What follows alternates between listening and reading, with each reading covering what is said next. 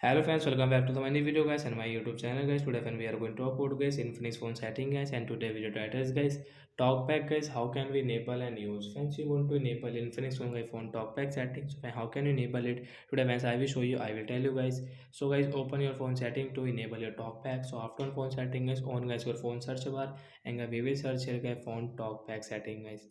Talkback guys, we will search here, and guys we will search guys phone talkback. Friends, you can see phone talkback guys, we will tap here to enable. So guys we will have to give permission. First of all friends, you can see allow permission. So guys we will allow from here to enable to talkback. So friends, you can use the talkback with your two one tap on back button and a double tap to continue setting. So like that guys, you can use guys your two finger, your talkback setting, one tap and double tap to back, one tap and double tap to home screen. So like that guys, you can enable guys your talkback mode, and guys you can use, you want to use, so guys you can use.